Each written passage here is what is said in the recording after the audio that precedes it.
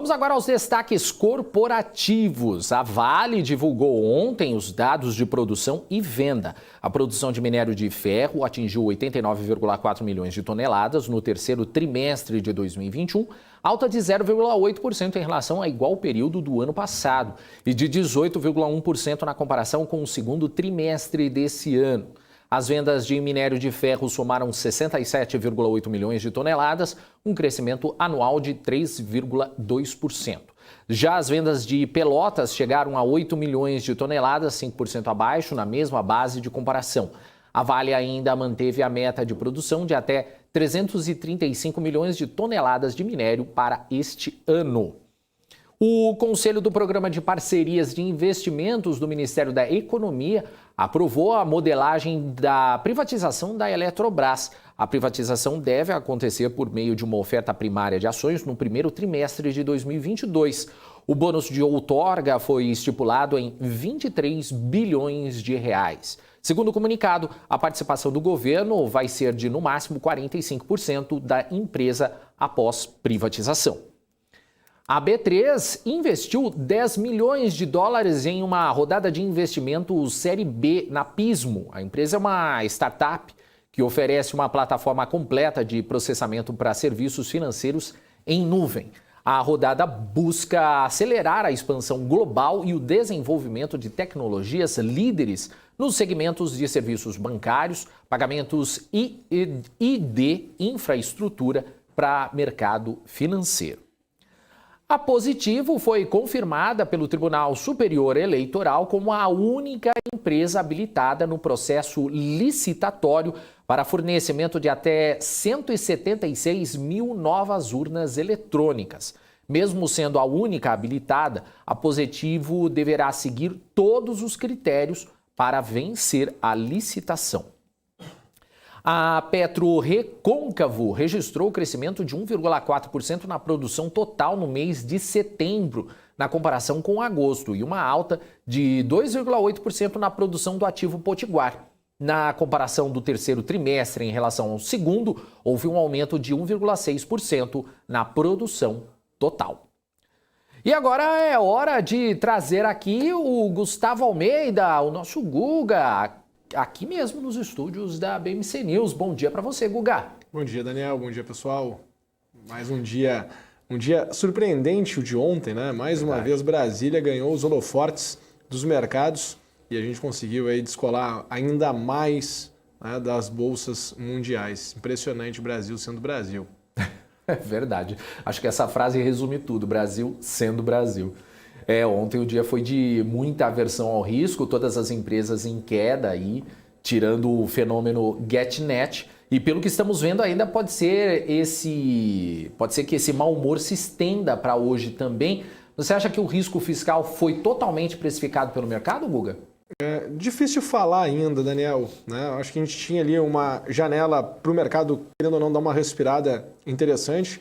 Falava com vocês ali da possibilidade do mercado ir até aos 120 mil pontos. Tá? E principalmente a minha preocupação era se nós viéssemos a perder os 112.200.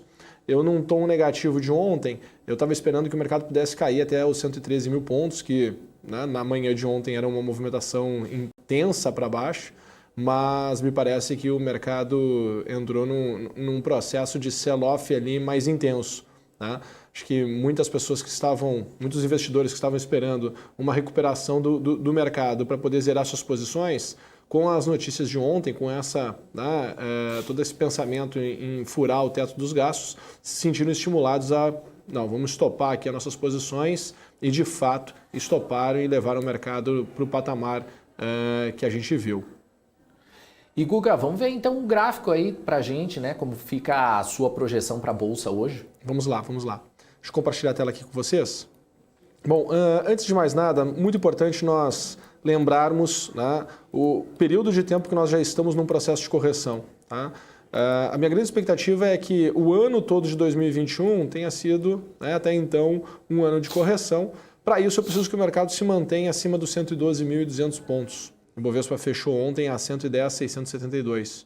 Né? Então, querendo ou não, a gente está aí num patamar abaixo do mínimo aceitável que eu tinha para ficar assim estimulado no processo de compra. Tá? Eu acho que vai ser interessante esse movimento dessa parte da manhã.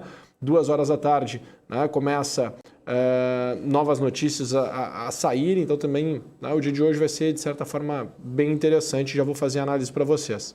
Mas a gente tem que entender que essa última correção foi do dia 7 de junho até o dia 20 de setembro, né, foi o fundo que nós tivemos no mercado nesse período, né, do segundo semestre desse ano de 2021. Isso trouxe, né, um sentimento muito negativo por parte dos investidores. Se nós olharmos desde 2016, esse movimento aqui é a maior correção em tempo.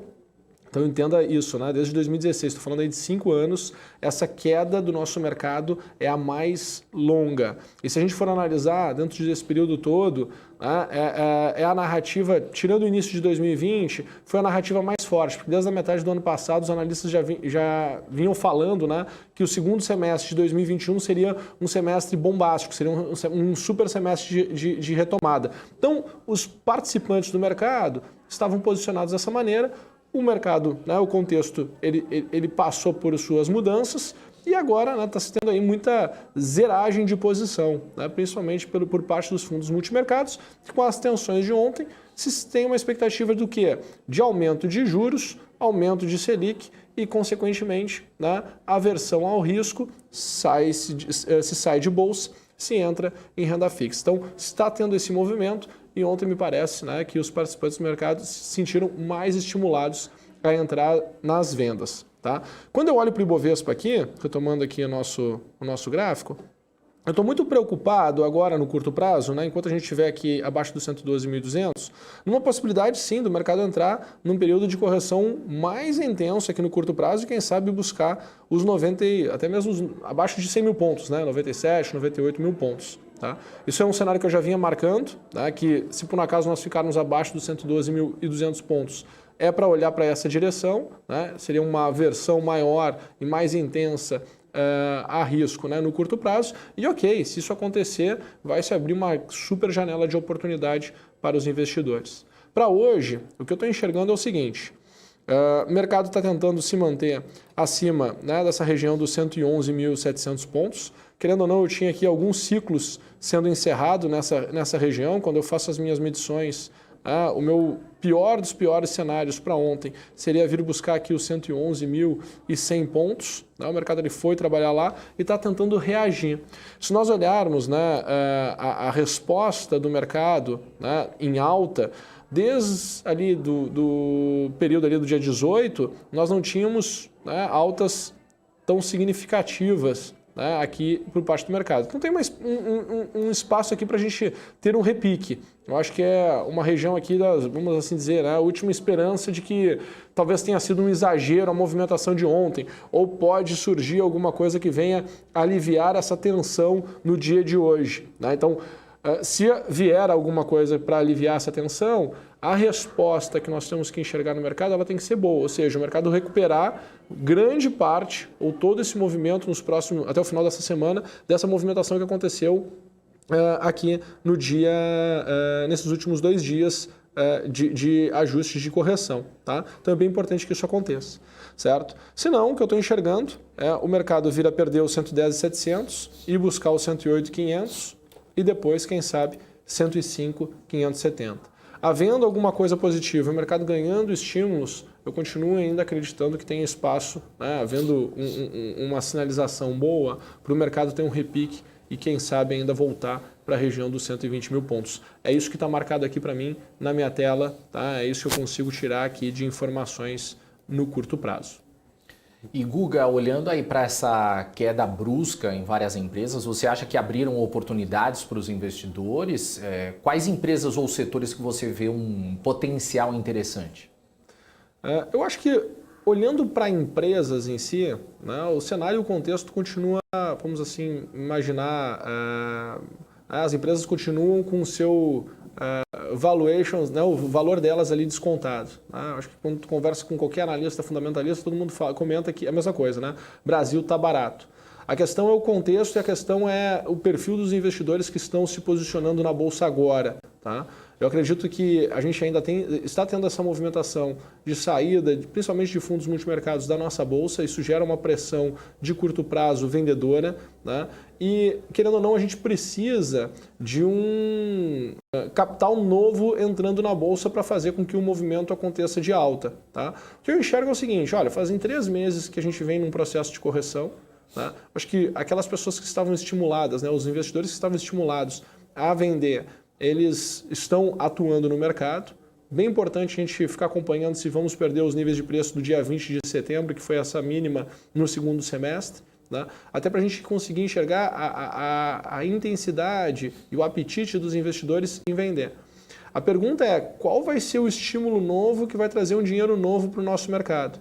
Eu acredito que agora a gente está dependendo mesmo de um dinheiro, principalmente do recurso externo entrando na nossa bolsa. Porque se a gente for analisar, a pessoa física, como ela é a menos preparada, né, o investidor menos preparado, assim, em massa, o fato de ter gasto muito tempo, né, 3 meses aí em período de correção, isso tira um pouco a vontade de investir na bolsa. Se tu olha, né, a renda fixa pagando o que está pagando agora, o estímulo de curto prazo da pessoa física é o quê? É buscar, né, a renda fixa e não a renda variável. Então a gente tem que entender isso, que da pessoa física dificilmente vai vir um grande fluxo para fazer preço novamente no mercado. Investidores multimercados que tiveram que se posicionar lá atrás, né, estão saindo das suas posições. Então a gente precisa mesmo de um investidor mais sofisticado. Né? Ao meu ver, seria um investidor estrangeiro. Então tem que ficar acompanhando, principalmente notícias de Brasília, que tragam uma tranquilidade maior por parte dos mercados, mais transparência, que aí sim, esse investidor mais qualificado, olhando para os preços que estão os ativos agora, para os valuations que estão os ativos agora, né, eles vão, né, perceber se tem ou não, né, uma janela de oportunidade para o Brasil. Tá? Então, é isso que eu estou acompanhando, é isso que eu estou olhando, é isso que eu estou medindo. Obviamente, né, se nós olharmos para daqui 2 anos, daqui 3 anos, né, principalmente para um horizonte pós-eleições, tem uma chance muito grande dos preços lá na frente estarem muito acima dos preços que estão hoje em dia. Legal, Guga. E destaque também da semana, Guga, também é o Bitcoin, né? A criptomoeda está chegando aí perto das máximas históricas, né? Depois do lançamento de um novo ETF. Como é que você vê essa retomada do Bitcoin? A gente pode dar uma olhada no gráfico também? Com certeza. Eu só não tenho aqui o gráfico da Bitcoin em si. Então vamos entrar aqui no ETF, que é o Hash 11, né? Se nós olharmos aqui para o ciclo, desde o lançamento aqui do Hash 11, tá, toda a janela de projeção, tá, o que podemos esperar aqui para alta, ela vem, né, do entendimento dessa tendência de baixa que nós tivemos aqui entre o dia 10 de maio deste ano de 2021 até o dia 26 de junho deste ano de 2021. Então foi o movimento ali final de correção. Tá? Tivemos ali todas as sinalizações de fundo do mercado, né? Ou seja, o mercado ali teve um período ali de reação positiva muito boa. A gente teve aqui uma alta, só para pegar direitinho aqui, uma alta de 24% em 6 pregões. Depois nós tivemos aqui uma tentativa em continuar a tendência de baixa sem fazer novas mínimas. Tá? E aí o mercado entrou todo um fluxo positivo. A minha expectativa é que a gente tem ainda uma possibilidade de subir, se você for olhar aqui para o Hash 11, algo em torno de 20%, né? 19,5%, chegar ali nos R$ 73. E aí depois, num segundo momento, o que eu estou enxergando é a possibilidade de trabalhar até a região de 97 alto, né? Acima de 97,50. Então, tem ainda um belo de um upside, eu acho que entra nessa inércia positiva, né? Eu acho que essa correção de Bitcoin ela durou menos tempo do que as correções passadas. O mercado está muito estimulado, acho que tem muito player novo no mercado, tá? E cada vez mais estruturas financeiras estão aceitando o Bitcoin.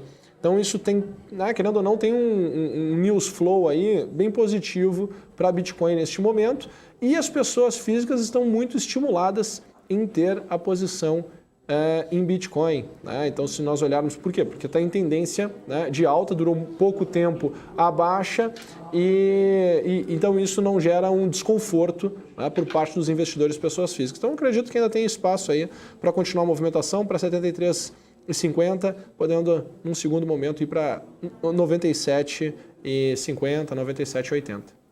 Legal. Ô Guga, a gente já está chegando no final aqui do pre-market, mas eu acho que ainda dá tempo da gente pedir aqui algumas empresas. Se puder dar uma analisada aqui, o Paulo César está pedindo aqui para você comentar sobre Amer 3, Americanas SA. Vamos lá, vamos estudar Amer 3, Americanas SA. O que nós temos aqui em Americanas? Tá? Primeiro, eu não sei se vocês se recordam, né, mas ali no período que estava bem intenso, né, ano passado, ali em fevereiro, março e logo em seguida, aquele período até maio do ano passado, se nós olharmos aqui para a Amer 3, né, estava fazendo máximas históricas, bem na contramão do mercado como um todo. Né? E aí olha que interessante, né, faz toda essa movimentação de alta, depois entra em um grande ciclo de baixa. Por que eu estou falando isso?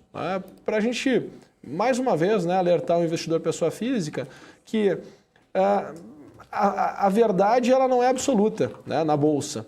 O mercado ele vai ficar oscilando, vai ter momentos de alta, vai ter momentos de baixa, e a gente precisa entender isso. Tá? Então, né, sempre reflita sobre aquela verdade absoluta, né, em relação ao mercado. Tipo agora, a gente estava olhando ali Bitcoin, tem espaço para ir para 73,50? Sim. Mas agora é um ponto de compra? Não me parece. Eu acho que agora as pessoas que estão entrando agora, elas são muito mais impactadas pelos seus vieses. Né? Então, disponibilidade de informação, né, aversão ao arrependimento, não é nem ao risco agora, né, ao arrependimento. Puxa, não peguei até agora, então não quero continuar arrependido se por um acaso continuar subindo e tem a força para subir 20%. Então, a gente tem que entender que o mercado, né, ele trabalha em cima de expectativas e não em cima de fatos concretizados. Tá? Os grandes movimentos, as grandes tendências são quando se tem aí uma grande mudança de expectativa. Tá? Então, olhando aqui para a Amer 3, certo? O que eu estou enxergando aqui? Eu estou enxergando, só um pouquinho, que trancou aqui meu computador. Não, trancou meu mouse aqui. Deixa eu ver se eu... acho que faltou a pilha no mouse. Faltou pilha no mouse. Parou de funcionar o mouse. Ok. O que eu estou enxergando aqui em Amer 3, tá? Existem dois níveis importantes para mim. Tá? O nível mais importante é 23,15. 23,15, tá? Que não chegou nesse patamar de preço. Tá? Ou voltar a trabalhar acima de R$50. Eu acho que nesse meio do caminho, olha que interessante, né? Nesse meio do caminho, em função da volatilidade que ela ganhou, para mim ainda, né, é uma incógnita, certo? O que eu estou esperando que possa acontecer aqui de alta, tá, em Amer 3, né? Qual seria a maior alta aqui de curto prazo? Olha que interessante. Deixa eu apagar aqui minha outra régua.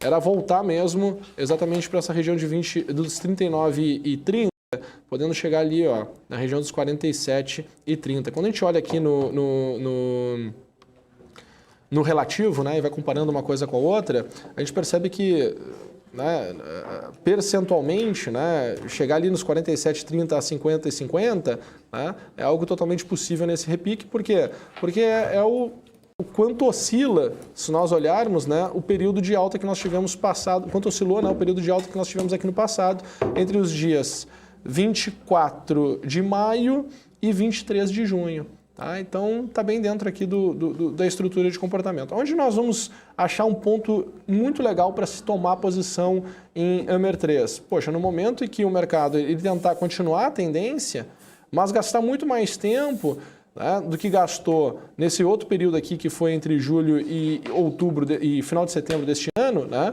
gastar mais tempo, mas não conseguir mais fazer novas mínimas. A gente vai perceber que o mercado, ele, de fato, né, ele chegou no seu preço que deveria chegar. Então, aparecendo algum estímulo positivo, né, podemos aí esperar que possa ter aí uma janela para ter uma tendência de alta. Por hora, não consigo enxergar isso, estou enxergando que este movimento de curto prazo é um movimento de fato de repique e já chegou naquele meu nível que eu considero que fazia sentido, que era chegar nos 39,30. Legal. Dá pra gente fazer mais uma? Claro. Então vamos lá. O Carlos Eduardo tá pedindo TASA4. É Taurus, né? Tá bom.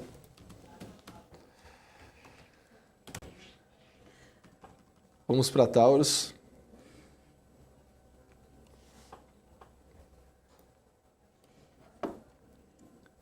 Bem legal essa última movimentação que nós tivemos aqui em TASA 4, em Taurus, na movimentação de baixa, porque a gente consegue perceber aqui que, de fato, né, o mercado estava tentando buscar novas mínimas, encontrou um certo equilíbrio. Né? A segunda etapa de queda ela foi mais lenta do que a primeira etapa de queda, então super positivo em relação, quando a gente olha por esse ângulo. Tá? O mercado ele reage 18% em 8 dias, tenta continuar a tendência, mas sem fazer novas mínimas, né? Sem ir para um patamar mais baixo. Legal. Tendo isso aqui desenhado, o que nós podemos imaginar, né, do comportamento do mercado a partir de agora? Bom, estava imaginando que a gente poderia ter aqui uma movimentação de Taurus até no curto prazo, né, até a região ali de 25,70, ok?